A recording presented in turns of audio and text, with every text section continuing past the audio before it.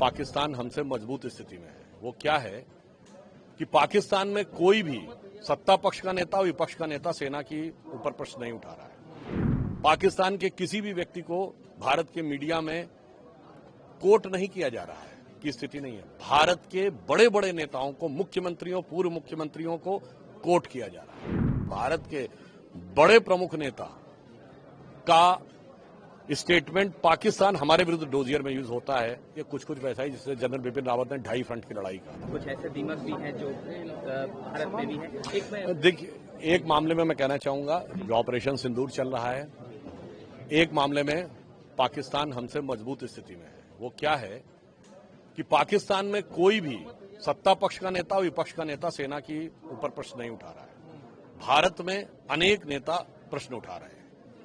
पाकिस्तान के किसी भी व्यक्ति को भारत के मीडिया में कोट नहीं किया जा रहा है की स्थिति नहीं है। भारत के बड़े बड़े नेताओं को, मुख्यमंत्रियों, पूर्व मुख्यमंत्रियों को कोट किया जा रहा है।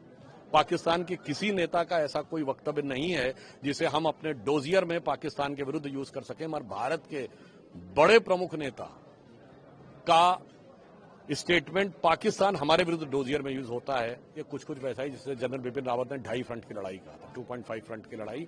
तो मुझे लगता है देश को सब तरफ से चौकन्ना होने की जरूरत है। आज का जो समय है, मेरा मानना है दलगत राजनीति से ऊपर होकर सबको साथ में खड़े होकर आगे चलना चाहिए। माननीय प्रधानमंत्री जी ने अभी सांसदों का 6 डेलीगेशन भेजे हैं जो बाहर जा रहे हैं। तो मैं अपनी विचारधारा से विरोध रखने वालों को, विपक्षी दलों को भी कहूंगा कि आओ मिलकर दिया जलाएं।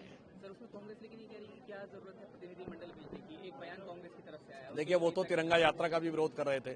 जिन्हें हमास और हिजबुल्लाह के लिए निकलने वाली यात्राओं में सत्य और सहानुभूति दिखती थी, उन्हें भारत की सेना के शौर्य के लिए निकलने वाली तिरंगा यात्रा में राजनीति दिखती है। मुझे लगता है इस नजरिए की जरूरत है। और जहां तक ये बात है, प्रधानमंत्री जी ने उदारता दिखाई है। कांग्रेस के नेता शशि थरूर जी एक डेलीगेशन के लीडर हैं। जहां तक मैंने सुना है कि शायद सलमान खुर्शीद जी एक डेलीगेशन के लीडर। सभी विपक्षी दलों को, एनडीए के दलों को साथ में लेकर भारत की एकजुटता का एक प्रतिनिधित्व अंतर्राष्ट्रीय स्तर के ऊपर प्रधानमंत्री श्री नरेंद्र मोदी जी ने करने का प्रयास किया। शशि थरूर के मसले पर कांग्रेस में भी तोड़फाड़ देखने को मिल रही है कहीं न कहीं, क्योंकि तमाम चीजें जैसा कि आप जानते हैं शशि थरूर को लेकर हो रही है। शशि थरूर अपनी तरफ से वो विदेश संबंधी संसदीय समिति के अध्यक्ष हैं और इसका पद कांग्रेस की अनुशंसा पर ही उनको मिला है। समझ में नहीं आता है कि वो अपने ही विदेश संबंधी समिति के अध्यक्ष। इसका मतलब कांग्रेस में अविश्वास और राजनीति इतना अधिक है कि वो भारत की सरकार, भारत की सेना के साथ साथ अपनी पार्टी के लोगों पर भी अविश्वास से ग्रस्त हैं। तो इस वहम की कोई दवा नहीं हो सकती। एक इम्पोर्टेंट सवाल, असम के मुख्यमंत्री ने वो गौरव गोगोई का नाम लेते हुए उनके पाकिस्तान के कनेक्शन और उनकी वाइफ के वेतन एनजीओ से वहां से मिलने की बात कही है। उसमें नाम भी प्रतिनिधिमंडल में गौरव गोगोई का भी है। सब प्रतिक्रिया आपकी?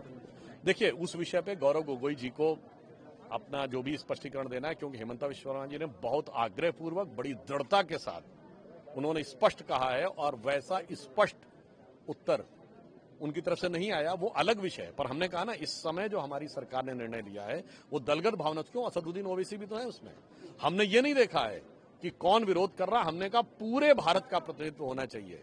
यानी ये दिखना चाहिए कि सारा भारत समवेत स्वर में, एक रूप में आगे बढ़ता हुआ दिखाई पड़ रहा है।